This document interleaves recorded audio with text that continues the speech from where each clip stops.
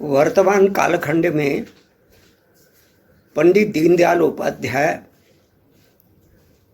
व्यक्तित्व के नाते से और विचार के नाते से आने वाले लंबे समय तक सामाजिक क्षेत्र में काम करने वाले कार्यकर्ताओं के लिए प्रेरणा स्रोत बना रहे। दीनदयाल जी मथुरा जिले के एक छोटे से गांव में नंगला चंद्रभान करके एक सामान्य परिवार में उनका जन्म हुआ। जन्म के कुछ समय के बाद वे अपने नाना जी और मामा जी के पास में रहने के लिए चले गए। उसका कारण यह था कि जब उनकी आयु 2 वर्ष की थी तो पिता का साया उठ गया और उसके बाद में 7 वर्ष के आयु में माता जी भी चले गई। मानो परमात्मा उनके धैर्य की, उनके साहस की परीक्षा ही ले रहा हो। और उसके 2 वर्ष के बाद में 9 वर्ष के आयु में नाना जी चले गए। इसलिए उनकी लिखाई पढ़ाई मामा जी और मामी जी के सानिध्य में हुई। राजस्थान के रेलवे डिपार्टमेंट में मामा जी काम करते थे, इसलिए उनका तबादला होता रहता था।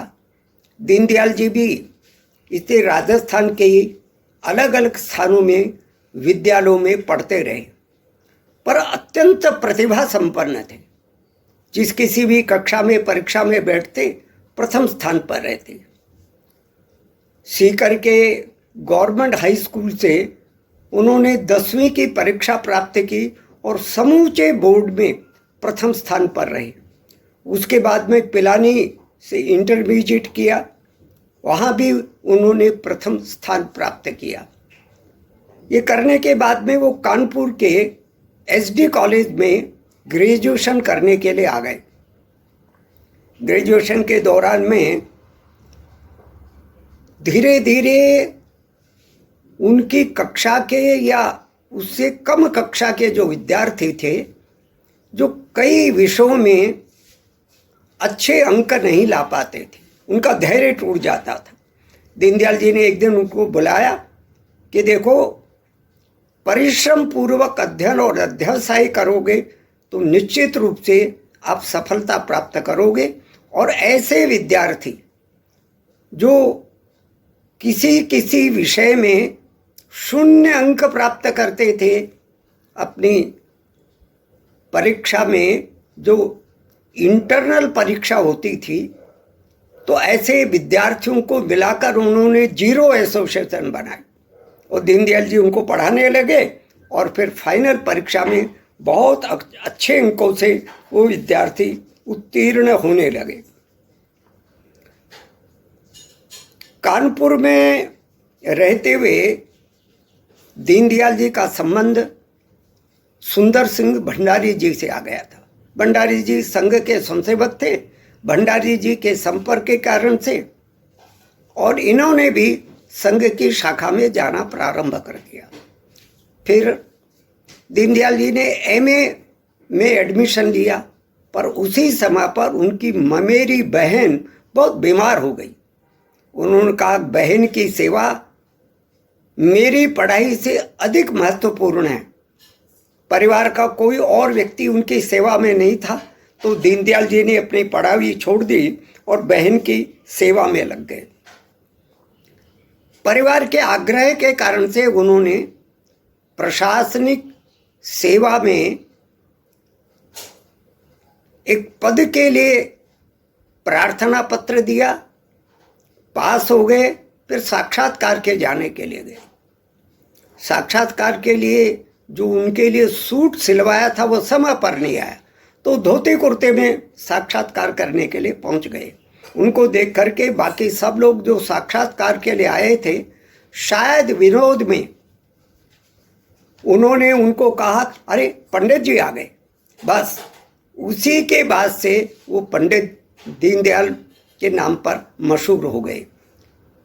वहाँ साक्षात्कार में भी प्रशासनिक सेवा के लिए उनका सूची में सर्वोच्च स्थान था, पर उन्होंने तो सरकार की नौकरी करनी नहीं थी। वे तो संघ की शाखा में जाते जाते अपने मन में राष्ट्र और समाज के कार्य करने का व्रत ले चुके थे, इसलिए वो सर्विस ज्वाइन उन्होंने नहीं की। एक दिन अचानक मामा जी को पत्र लिख करके घर छोड़कर चले गए। पत्र में लिखा था कि अपने देश में अनेक महापुरुषों ने देश के, समाज के, धर्म की रक्षा के लिए बड़े कष्ट सहे। राम ने 14 वर्ष का वनवास और भगवान कृष्ण ने भी अनेकों कष्ट सहे। महाराणा प्रताप, शिवाजी और गुरु गोविंद सिंह जी बड़ा त्याग और बलिदान किया।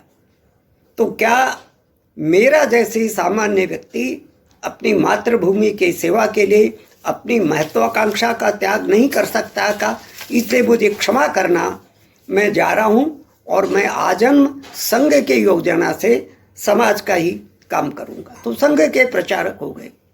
प्रारंभ में एक छोटे स्थान पर तहसील प्रचारक हुए, बाद में उत्तर प्रदेश के सह प्रांत प्रचारक हो गए।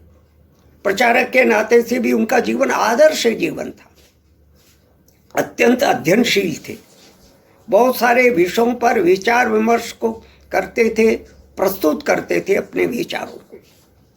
बाद में जब भारतीय जनसंघ की स्थापना डॉक्टर श्यामा प्रसाद मुखर्जी ने की, तो पूजनीय गुरु जी के संकेत से दीनदयाल जी जनसंघ के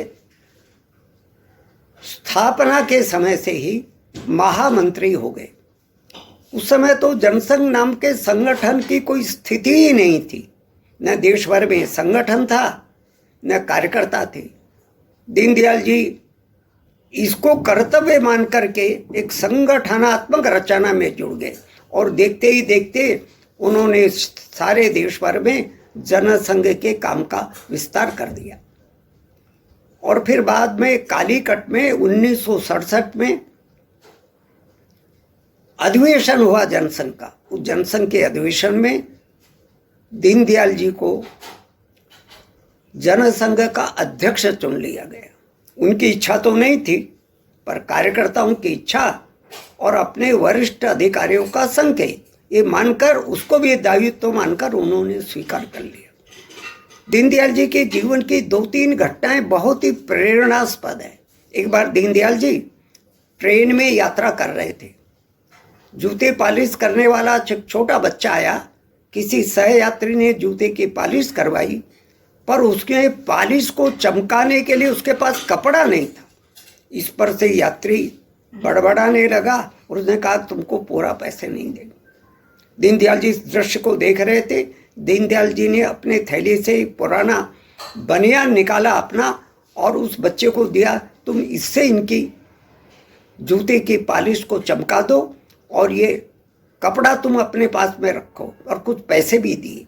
सच में ऐसे दीनों के प्रति दयालु भाव रखने वाले सचमुच दीनदयाल थे। जीवन अत्यंत सादा था दीनदयाल जी का।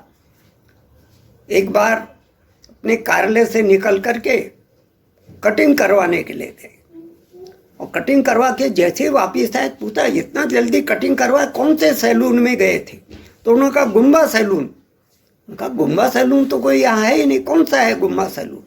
उन्होंने कहा वो जो नाई बैठता है पटड़ी पर, वो बिठाने के लिए उसके पास ईंट होती है, उस ईंट पर मैं बैठा और उसने मेरी कटिंग कर दी।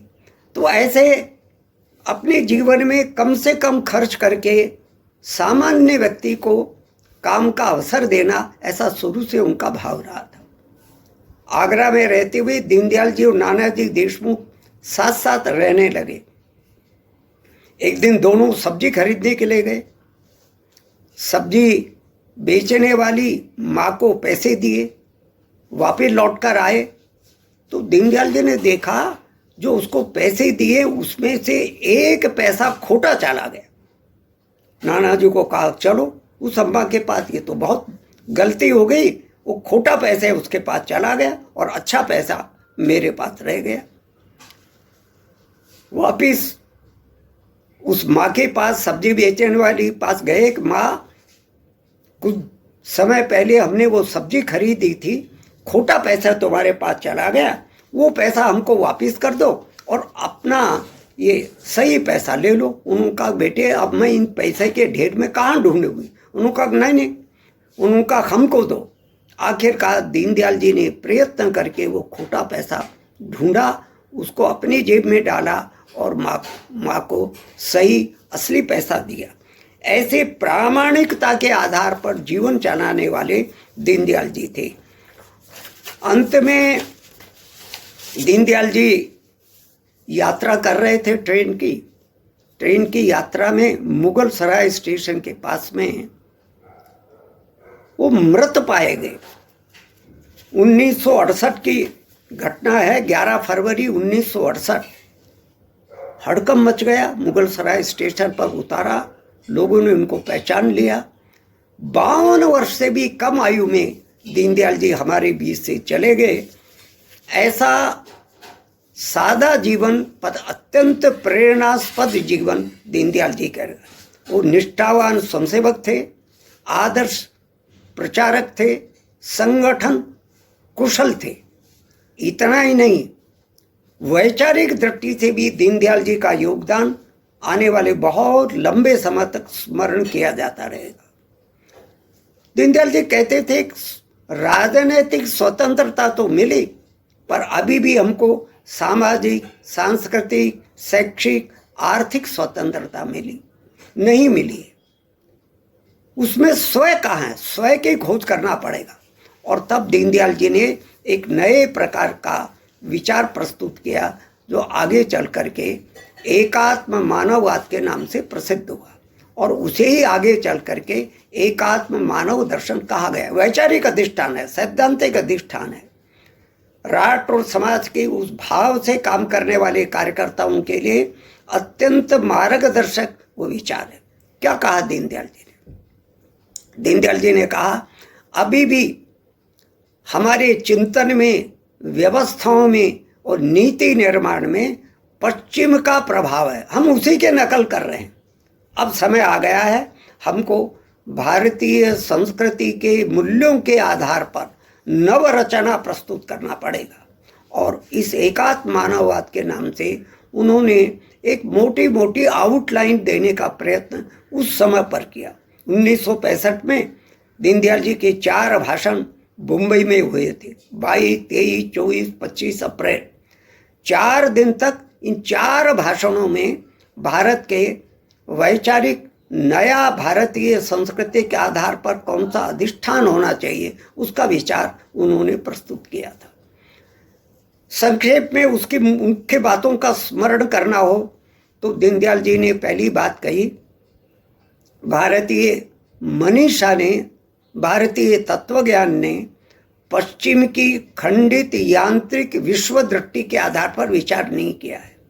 आज जिस पश्चिम की विश्व दृष्टि के आधार पर हम सिद्धांत बना रहे हैं, रचनाएं बना रहे हैं, व्यवस्थाएं दे रहे हैं, नीतियां बना रहे हैं, ये सब तो टुकड़ों टुकड़ों में बांटने वाली नीति है। ये तो मनुष्य को और समाज को मशीन मान करके व्यवहार करने वाली है। तो ऐसी खंडित यांत्रिक विश्व दृष्टि के स्थान पर हमको समग्र समन्वित एकात्म विश्व दृष्टि, इसको आधार बना करके नवरचना निर्माण करना पड़ेगा। हम तो संपूर्ण सृष्टि को एकात्म भाव से देखते हैं, टुकड़ों टुकड़ों में नहीं देखते, अलग अलग मान करके नहीं देखते। तो पहला काम उन्होंने सबके सामने ये विश्व दृष्टि परिवर्तन का रखा। दूसरी बात उन्होंने कहा कि जिस मनुष्य के लिए हम काम करना चाहते हैं वो मनुष्य क्या है, उस मनुष्य की भी समझ गड़बड़ हो रही है। अकादमिक जगत में भी और प्रशासनिक कामों में भी मनुष्य को किस रूप में देखा और समझा जाता है। आर्थिक व्यवहार करने वाले उसको आर्थिक मनुष्य देखते हैं, कोई उसको मैकेनिकल मैन कहता है, कोई उसको सामाजिक पशु कहता है। दीनदयाल जी ने कहा ये मनुष्य की आधी अधूरी समझ है। मनुष्य ये व्यक्ति 4 तत्वों से मिलकर बना है, शरीर, मन, बुद्धि और आत्मा। हमको ऐसी सामाजिक, आर्थिक, सांस्कृतिक रचना बनानी पड़ेगी जिसमें व्यक्ति की इन चारों आयामों की आवश्यकताओं की पूर्ति हो सके। शरीर की आवश्यकता क्या? आहार है, आहार मिलना चाहिए, और सब लोगों को बगैर भेदभाव के आहार मिलना चाहिए। तो हम ऐसी व्यवस्था निर्माण करेंगे। आज तो नहीं है, अपने देश में भी 20, 22, 25% तक गरीबी की रेखा के नीचे है। तो शरीर को आहार मिले, उसमें कोई भेदभाव नहीं हो, कोई ऊंचा नीचा न छोड़े। और मन की आवश्यकता क्या है? दोनों का प्यार है, प्रेम है, स्नेह है, आत्मीयता है। शरीर को आहार तो मिल गया, पर मनुष्य को परिवार का, पड़ोस का, समाज का अगर प्यार नहीं मिला, प्रेम नहीं मिला, तो मन अशांत हो जाता है। आजकल बहुत सारी तनाव की समस्याएं आ रही है ना, अवसाद की, डिप्रेशन की समस्याएं आ रही। क्यों आ रही? मन अशांत है। इसलिए दीनदयाल जी ने कहा हम ऐसी सामाजिक व्यवस्था बनेंगे जिसमें उस समाज में रहने वाले प्रत्येक व्यक्ति के प्रति आत्मीयता का भाव हो, स्नेह का भाव। और बुद्धि की आवश्यकता क्या है? दीनदयाल जी ने कहा विचार। विचार का अर्थ है व्यक्ति उचित अनुचित का निर्णय कर सके, क्या करणीय है, क्या अकरणीय है, इसका विचार कर सके, क्या ठीक है या गलत है, इसको सोच सके। ऐसे तीनों प्रकार की आवश्यकताओं की पूर्ति होगी। शरीर को आहार, मन को प्यार और बुद्धि को विचार। और आत्मा को आवश्यकता क्या है? अंततोगत्वा उस परम पिता परमात्मा के साथ साक्षात्कार। तो दीनदयाल जी ने एक ऐसा विशाल, विशद, व्यापक विचार रखा। ऐसा मनुष्य को केंद्र मान करके उन्होंने ये विचार देने का प्रयत्न किया। तीसरी बात दीनदयाल जी ने कहा जीवन का लक्ष्य क्या है, आखिर क्यों जन्मे हम, क्या करना चाहते हैं इस जीवन में। तो हमारी परंपरा में वर्षों से हम 4 पुरुषार्थों की चर्चा करते रहे, धर्म, अर्थ, काम, मोक्ष। वर्तमान की व्यवस्था में तो केवल और केवल लोगों का ध्यान अर्थ काम केंद्रित हो गया, कमाना और खाना, कमाना और खाना। इसके कारण से बहुत सारे संकट, समस्याएं और घोटाले आ रहे हैं। दीनदयाल जी ने कहा कमाना और खाना ये मना नहीं है, पर किस ढंग से कमाना और किस ढंग से उपभोग करना, धर्म मार्ग से करना। धर्म का मतलब है मर्यादा में रहते हुए, सरकार के कानून कायदे का पालन करते हुए, समाज जीवन के लिए, संपूर्ण समाज के लिए क्या उपयोगी, वो रास्ते पर जाकर के हमको अर्निंग भी करनी है और कंजम्पशन भी करना है। तो ऐसा दीनदयाल जी ने हमको समझाने का प्रयत्न किया। ये जो 4 पुरुषार्थ है, उन 4 पुरुषार्थों को लक्ष्य मान करके ही समाज की व्यवस्था बननी चाहिए और समाज में रहने वाले प्रत्येक व्यक्ति ने उसके अनुसार चलना चाहिए। और फिर दीनदयाल जी ने एक बात कही, व्यष्टि समष्टि, व्यक्ति और समाज के बीच में क्या नाता रिश्ता है। आजकल तो व्यक्ति और समाज अपने अपने घेरे में कैद है। व्यक्ति केवल आत्म केंद्रित है, उसका परिवार से कोई लेना देना नहीं, समाज से कोई लेना देना नहीं, देश से कोई लेना देना नहीं है। तो व्यक्ति और समाज के बीच में ठीक ढंग का नाता रिश्ता नहीं रहेगा तो देश नहीं चलेगा, समाज नहीं चलेगा। दीनदयाल जी ने इसको समझाते हुए कहा जैसे व्यक्ति 4 तत्वों से मिलकर बना है, शरीर, मन, बुद्धि, आत्मा, वैसे ही समाज और सृष्टि, ये भी समष्टि भी 4 तत्वों से मिलकर बनी है। और 4 तत्व थे देश, जन, चिति और संविधान। इन 4 चीज़ों का जब समुच्चय होता है तब समष्टि की रचना होती है। अब सवाल यह है कि व्यष्टि और समष्टि, व्यक्ति और समाज के बीच में समन्वय कैसा होना चाहिए, समन्वय किस प्रकार से बैठे, इनको जोड़ने वाली कौन सी बातें रहे। दीनदयाल जी ने यह भी हमको समझाया, व्यक्ति और समाज, व्यष्टि और समष्टि को जोड़ने वाले भी 4 तत्व है। वो 4 तत्व है शिक्षा, कर्म, योगक्षेम और यज्ञ। दोनों का शिक्षा समाज से व्यक्ति की ओर चलना चाहिए। देश में जन्म लेने वाले प्रत्येक बालक और बालिका की शिक्षा और प्रतिभा के विकास की जिम्मेवारी समाज की होनी चाहिए। शिक्षा समाज से व्यक्ति की ओर जोड़े, इसका जुड़ाव इस प्रकार से हुआ। व्यक्ति शिक्षित हो गया, समझदार हो गया, उसकी प्रतिभा का विकास हो गया, उसके बाद उसको काम धाम करना है। काम किसको ध्यान में रखने के करना, किसके लिए करना। तो यहाँ व्यक्ति से समाज की ओर काम चलेगा, प्रोफेशन चलेगा। कौन से कामों का सलेक्शन करना, वो समाज के लिए उपयोगी है क्या, समाज की आवश्यकता है क्या, समाज की आवश्यकता को ध्यान में रख करके व्यक्ति को अपना काम मिले, काम का चयन हो, ऐसा उन्होंने कहा। व्यक्ति जब काम करेगा तो उसके योगक्षेम की व्यवस्था समाज करेगा, उसको काम के बदले पारिश्रमिक मिलेगा, आय मिलेगी। तो ये पारिश्रमिक फिर समाज से व्यक्ति की ओर चलेगा। पारिश्रमिक मिल गया तो दीनदयाल जी ने कहा, क्या हमारे चिंतन ने, हमारी संस्कृति ने हमको ये समझाया है क्या कि आपने जो कुछ कमाई किए उसका उपभोग केवल अकेले और अपने परिवार के लिए करना। उनका ये तो उचित नहीं है। हमारी न्यूनतम आवश्यकताओं की पूर्ति करते हुए हमारे पारिश्रमिक में से, हमारी आय में से जो बच जाता है उसको फिर से समाज को समर्पित कर देना, इसको यज्ञ कहते हैं। तो ऐसे दीनदयाल जी ने हमको समझाया कि ये व्यष्टि और समष्टि के बीच में जोड़ने वाले ये चार तत्व है, ये क्रियाशील रहे, ये अच्छे बने रहे, ये व्यक्ति और समाज को जोड़ने का काम करते रहे, इसके बारे में विचार करना चाहिए। दीनदयाल जी ने राज्य के बारे में, राष्ट्र के संबंध में भी बहुत विस्तार से विचार किया है। उन्होंने कहा, राज्य राष्ट्र के लिए काम करे, कोई भी राज्य राष्ट्र का उपयोग अपने राज्य के लिए न करे।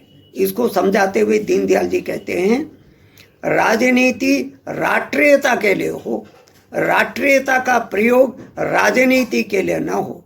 और आगे तो उन्होंने बहुत कठोर शब्दों में कहा, जो राजनीति राष्ट्र को, राष्ट्रीयता को कमजोर करे, पुष्ट न कर सके, वो अवांछनीय, वो त्याज है, उसको बदला जाना चाहिए। ऐसे राज्य, राजनीति और राष्ट्र के बारे में कहा। उनका राज्य है क्या?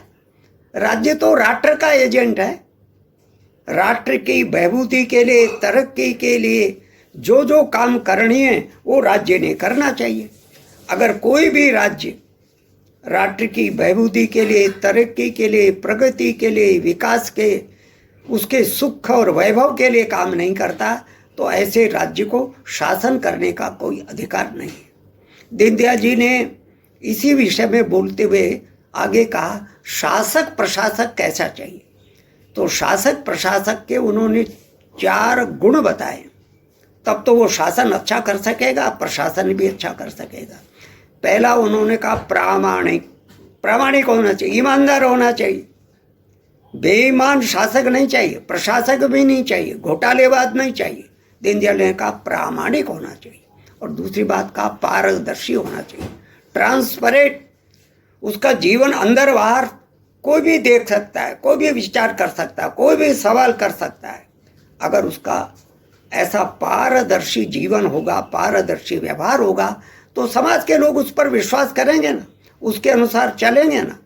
और फिर तीसरी बात उन्होंने कही, वो जिम्मेवार होना चाहिए, रेस्पॉन्सिबल होना चाहिए, उत्तरदायी होना चाहिए। किसके प्रति? समाज के प्रति, राष्ट्र के प्रति, देश के प्रति, मानवता के प्रति उसका दायित्व है, उसका विचार करना चाहिए। फिर उन्होंने कहा वो रेस्पॉन्सिव होना चाहिए, जवाबदेह भी होना चाहिए। अगर कोई सवाल खड़े करते हैं, ठीक से नहीं चल रहा, तो उसको, देश को और समाज को जवाब देना चाहिए। और फिर उन्होंने लोकतंत्र के बारे में बोलते हुए कहा, लोकतंत्र की सफलता के लिए क्या अच्छा है? पार्टी अच्छी होनी चाहिए, दल अच्छा होना चाहिए। पर दल अच्छा होने से काम नहीं चलेगा, उस दल का उम्मीदवार भी अच्छा होना चाहिए। तो अच्छा दल, अच्छा उम्मीदवार, कहते उससे भी काम नहीं चलेगा। मतदाता भी अच्छा होना चाहिए, वो भाईबंदी के कारण से, जाति बिरादरी के कारण से, क्षेत्रवाद के कारण से, छोटे स्वार्थ के कारण से वोट ना करे। तो मतदाता भी अच्छा हो। और ये तीनों काम कब चलेंगे? जब समाज में लोक मत परिष्कार का काम सतत रूप से चलता रहेगा। ऐसा दीनदयाल जी ने राज्य और राजनीति के, थोड़ा सा आर्थिक विचार और अर्थव्यवस्था के बारे में दीनदयाल जी ने क्या कहा, बहुत संक्षेप में विचार करना हो तो दीनदयाल जी ने कहा कि हमको अपने देश में जैसा अर्थतंत्र बनाना है वो 3 पिलर्स पर टिका होना चाहिए। स्वदेशी, स्वावलंबी, विकेंद्रित अर्थतंत्र।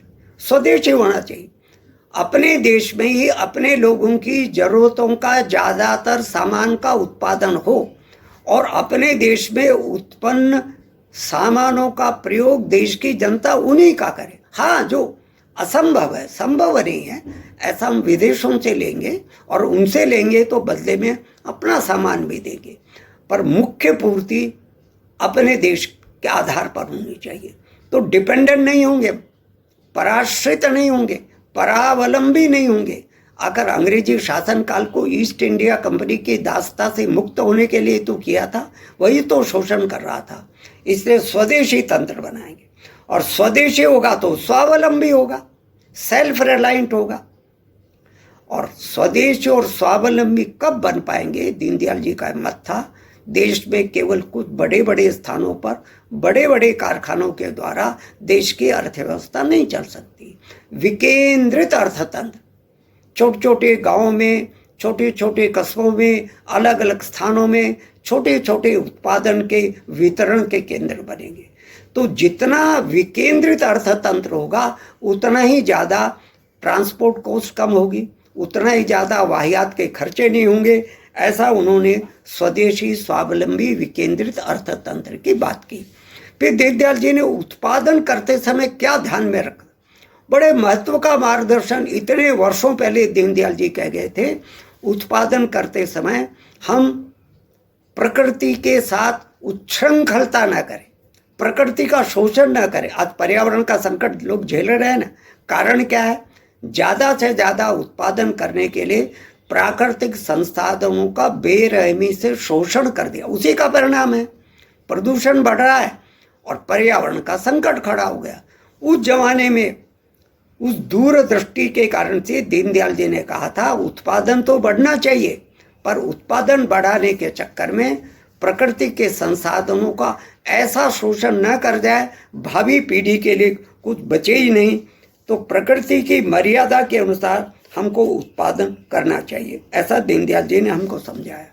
फिर दीनदयाल जी ने कहा कि हमारा जो अर्थतंत्र, अर्थव्यवस्था होगी, एक ऐसी अर्थव्यवस्था निर्माण करेंगे जिस अर्थव्यवस्था में देश में रहने वाले प्रत्येक व्यक्ति की न्यूनतम आवश्यकताओं की पूर्ति की गारंटी। न्यूनतम आवश्यकता क्या है? उनका भोजन, कपड़ा, मकान, शिक्षा, स्वास्थ्य और सुरक्षा, ये 6 बातें। ये 6 बातें हर एक व्यक्ति को प्राप्त होनी चाहिए। हर एक व्यक्ति को प्राप्त है तो देश खुशहाल है, देश की अर्थव्यवस्था ठीक चल रही है, इस प्रकार का विचार करेंगे। उपभोग के बारे में उन्होंने कहा अनावश्यक उपभोग करते चले जाना, कंज्यूमरिस्ट अप्रोच नहीं अपनाना, भोगवादी जीवन शैली ये भारतीय संस्कृति और भारतीय मर्यादा के विपरीत है, और ये व्यवहार भी नहीं है, धारणक्षम भी नहीं है, प्रैक्टिकल नहीं है, सस्टेनेबल नहीं है। अगर आप आवश्यकता से ज़्यादा चीज़ों का उपभोग करोगे तो देश में कुछ लोगों से उनकी न्यूनतम आवश्यकताओं की वस्तुएं छीन लेंगे, विषमता आ जाएगी, गैर बराबरी आ जाएगी। इसलिए हमको सीमित, संयमित, सदाचारी उपभोग शैली और जीवन शैली अपनाना। जितनी आवश्यकता है अपने लिए उतनी चीज़ों का उपभोग करना, संयम रख कर के उपभोग करना, लालसा और इच्छाओं को अनावश्यक बढ़ाते नहीं जाना। और सदाचारी, सदाचारी का मतलब है मैं उपभोग कर रहा हूँ चीज़ों का, अगर मेरे पड़ोस में झुग्गी झोपड़ी में रहने वाले, गांव में रहने वाले, वनवासी क्षेत्रों में रहने वाले, पर्वतीय क्षेत्रों में रहने वाले लोगों को न्यूनतम आवश्यकता भी नहीं मिल रही, तो मेरा फर्ज है मैं अपनी सामग्री में से कुछ न कुछ उनको समर्पित करूं, तो वो सदाचारी उपभोग शैली कहलाएगी।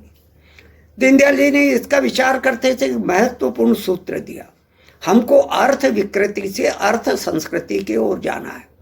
आजकल का अर्थतंत्र तो विकृत अर्थतंत्र है, दोषपूर्ण अर्थतंत्र है। कैसे दोषपूर्ण अर्थतंत्र है ये भी उन्होंने समझाया। आज की अर्थशास्त्र और अर्थव्यवस्था क्या समझाती है हमको, क्या बताती है? कमाने वाला खाएगा। तो दीनदयाल जी ने सवाल खड़ा किया, जो कमा नहीं रहा है, जो वृद्ध है, जो बालक है, अपंग है, बीमार है, क्या उनको खाने का अधिकार नहीं है क्या? तो इसलिए दीनदयाल जी ने कहा ये गलत विचार है कि केवल कमाने वाला ही खाएगा। उन्होंने कहा कमाने वाला खिलाएगा। अरे जो कमा सकता है उसकी जिम्मेवारी है अपना भी भरण पोषण करे, अपने आश्रितों का भी भरण पोषण करे। और फिर आगे कहा जो जन्मा सो खाएगा। इस देश की धरती पर जो भी जन्म लेता है उसको देश के इस संपूर्ण उत्पादन में से उपभोग करने का अवसर मिलना चाहिए। तो जो जन्म लेने वाले का भरण पोषण करने का काम समाज का होना चाहिए। और फिर आगे उन्होंने कहा जो खाएगा सो कमाएगा। तो तीनों बातों को मिला करके जब हम चलेंगे और ऐसी जो अर्थव्यवस्था बनेगी उसको दीनदयाल जी ने अर्थ संस्कृति ऐसा नाम दिया। अर्थशास्त्र के क्षेत्र में दीनदयाल जी ने एक महत्व का संकल्पना दी, उसको अर्थायाम कहा उन्होंने। जैसे प्राणायाम का आजकल बड़ा प्रचलन हो गया ना। प्राणायाम क्या है? श्वास लेना और छोड़ने की संतुलित समन्वयकारी समुचित पद्धति। तो शरीर के स्वास्थ्य के लिए श्वास लेना और छोड़ना, कितनी देर लेना और कितनी देर छोड़ना, कैसे लेना और कैसे छोड़ना, ये जो विवेक है, दीनदयाल जी ने कहा हमारे अर्थतंत्र में भी अर्थायाम आना चाहिए। अर्थायाम का अर्थ है देश में न अर्थ का अभाव होना चाहिए न अर्थ का प्रभाव। ऐसा भी ना हो कि इतना पर्याप्त साधन और कमाई और आय हमारे पास में नहीं, एक लोग भूखे मरेंगे। तो फिर बुभुक्षितम किम न करोति पापम, ऐसा वो बोलते थे। भूखा आदमी क्या पाप नहीं करता। लॉ एंड ऑर्डर की समस्या खड़ी हो जाएगी। तो देश में अर्थ का अभाव नहीं रहना चाहिए, पर अर्थ का प्रभाव भी ना हो। केवल जिनके पास बहुत ज़्यादा पैसा हो गया है, संग्रह कर लिया है, वे ही समाज जीवन में श्रेष्ठ माने जाएंगे, अच्छे माने जाएंगे। सर्वे गुणा कांचनम आश्रयंती, ये दृष्टिकोण भी उचित नहीं है। अर्थ का प्रभाव आने के कारण से व्यक्ति के जीवन में और समाज के जीवन में अनेक दोष निर्माण हो सकते हैं। इसलिए न अर्थ का अभाव हो न अर्थ का प्रभाव हो, ऐसा संतुलित अर्थतंत्र बनाने का हम प्रयत्न करेंगे, ऐसा दीनदयाल जी ने हमको कहा। अर्थायाम को एक और भी ढंग से दीनदयाल जी ने समझा। दीनदयाल जी ने कहा कि देखो, लोगों की आवश्यकताओं की पूर्ति के लिए देश में सतत उत्पादन में वृद्धि होना चाहिए, उत्पादन बढ़ना चाहिए। उसके बिना लोगों की आवश्यकताओं की पूर्ति कैसे होगी? पर उत्पादन की वृद्धि के साथ साथ भोग में, उपभोग में संयम भी रखना है। ज़्यादा उत्पादन कर लिया और खूब उपभोग कर लिया तो भी देश में, समाज में, सृष्टि में और संसार में अव्यवस्था निर्माण हो जाएगी। तो भोग में संयम और वितरण में समानता, असमानता न हो जाए। जो ज़्यादा उत्पादन कर रहे हैं, ज़्यादा साधन जुटा रहे हैं, वे तो बहुत ज़्यादा उपभोग कर रहे नहीं है बेचारों। तो वितरण में समानता, ऐसी जब तीन चीज़ें होती है उसको दीनदयाल जी ने हमको समझाया। ये अर्थायाम है। और दीनदयाल जी का एक महत्व का कॉन्सेप्ट जो बहुत प्रसिद्ध भी हुआ, प्रचलित भी हुआ, आज भी उनके विचारों को मानने वाली अनेक राज्य सरकारें उसके आधार पर नीतियां बना रही, वो है अंत्योदय। आपकी आर्थिक नीति ठीक है गलत है, इसका प्रमाण क्या है? तो उन्होंने कहा जो देश में पंक्ति में अंतिम व्यक्ति खड़ा है उसका जीवन ठीक हो रहा कि नहीं हो रहा, उसकी आवश्यकता की पूर्ति हो रही है, उस अंतिम व्यक्ति का उदय हो रहा कि नहीं हो रहा है, उसको इस संपूर्ण व्यवस्था में से कुछ मिल रहा कि नहीं मिल रहा है। तो अंतिम व्यक्ति का उदय, इसको कहा अंत्योदय। ये कसौटी है देश की अर्थनीति की, देश के अर्थतंत्र की। हम ऐसी अर्थव्यवस्था बनाने का प्रयत्न करेंगे, ऐसा दीनदयाल जी ने कहा। दीनदयाल जी के संपूर्ण आर्थिक विचार को संक्षेप में 3 सूत्र में हम बता सकते हैं। हर पेट को रोटी, हर खेत को पानी और हर हाथ को काम। रोजगार मिलना चाहिए ना हर हाथ को। वो कहते थे जैसे लोकतंत्र में हर एक वयस्क व्यक्ति को मताधिकार अगर है तब तो लोकतंत्र ठीक चलेगा। ऐसे ही अर्थतंत्र कब ठीक चलेगा? जब हर एक व्यक्ति को उचित रोजगार मिले। हर पेट को रोटी यानी हर एक की आवश्यकता की पूर्ति, और खेती की सबसे बड़ी आवश्यकता है सिंचाई है, तो हर खेत को पानी, ऐसा दीनदयाल जी ने कहा। दीनदयाल जी ने कहा कि देश और समाज का आधार तो चिति पर होते हैं। चिति शब्द प्रयोग किया। चिति सांस्कृतिक जीवन मूल्यों के समुच्चय का नाम है। चिति वो कसौटी है जिसके आधार पर हम उचित अनुचित का निर्णय कर सकते हैं। तो चिति के प्रकाश से ही देश और समाज आगे बढ़ता है। पर आगे कब बढ़ेगा? जब सब लोग संगठित प्रयास करेंगे। उसके लिए दीनदयाल जी ने विराट शब्द का प्रयोग किया। इसलिए दीनदयाल जी के संपूर्ण विचार को अगर हम एक वाक्य में कहना चाहें तो ऐसा कह सकते हैं, क्योंकि दीनदयाल जी एक ऐसे व्यक्ति हो गए जो अतीत के भी अंधाकरुण के पक्ष में नहीं थे और पश्चिम के तथाकथित संपन्न देशों की नकल करने के पक्ष में भी नहीं थे। वो तो अपने शाश्वत जीवन मूल्यों के आधार पर युगानुकूल रचना करने के पक्षपाती थे। परंतु अतीत से सीखना अवश्य है। शाश्वत जीवन मूल्यों की प्रेरणा बनी रहनी चाहिए। इसलिए दीनदयाल जी के संपूर्ण विचार को अगर कहना हो तो एक वाक्य में ऐसा कह सकते हैं, अतीत का गौरव। अतीत का गौरव मन में रखना चाहिए, अहंकार नहीं रखना, पर गौरव रखना। सीखने की चीज़ है महापुरुषों से, मनीषियों से, शास्त्रों से। तो अतीत का गौरव और वर्तमान के वास्तविकता का आकलन ये भी होना चाहिए। ठीक है, अतीत का गौरव के नशे में घूमते रहे तो काम नहीं। आज की प्रेजेंट पोजीशन क्या, वर्तमान स्थिति क्या, उसका सही सही आकलन हमारे पास चाहिए। और भविष्य की महत्वाकांक्षा, भविष्य का चित्र क्या है, कैसा देश बनाना चाहते हैं, कैसा समाज बनाना चाहते हैं। तो अतीत का गौरव, वर्तमान का यथार्थ वाली आकलन और भविष्य की महत्वाकांक्षा लेकर चिति के प्रकाश में विराट का जागरण कर हम नवरचना निर्माण करने का प्रयास करें। ये था दीनदयाल जी का संदेश। ये विचार मैंने संक्षेप में दीनदयाल जी के जीवन के संबंध में और उनके विचारों के संबंध में बताने का प्रयत्न किया है। बहुत बहुत धन्यवाद। इसको